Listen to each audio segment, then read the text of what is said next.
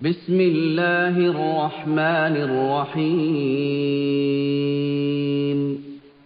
الحمدللہ والصلاۃ والسلام علی رسول اللہ۔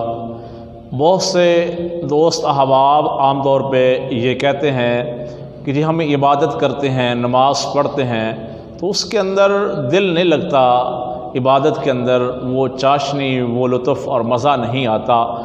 احمد بن حرب رحمۃ اللہ علیہ فرماتے ہیں کہ میں نے 50 سال تک عبادت کی ہے، میں نے 50 سال عبادت کی، اس وقت تک میں نے اپنی عبادت میں لذت محسوس نہیں کی جب تک میں نے 3 چیزوں کو چھوڑا نہیں ہے۔ جب میں نے 3 چیزوں کو چھوڑا، 3 چیزوں کو اپنایا تو میری عبادت کے اندر لطف بھی آیا، میری عبادت کے اندر لذت بھی آئی، میری عبادت کے اندر مزہ بھی آیا۔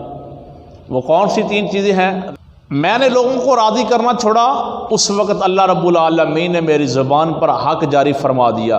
میں نے فاسقوں کی، برے لوگوں کی مجلس کو چھوڑا، ان کی صحبت کو چھوڑا، ان کے بدلے میں نیک اور صالح اور ہیرے جوہرات والے ساتھی اللہ رب العالمین نے مجھے عطا کیے۔ میں نے دنیا کی لذت کو ٹھکرا دیا، یہ عارضی ہے یہ سمجھ کر اللہ رب العالمین نے یہ بھی عطا کی، اور اس کے ساتھ ساتھ تمام لذتوں کو میرے سینے کے اندر دکھا دیا، اللہ رب العالمین نے جمع فرما دیا۔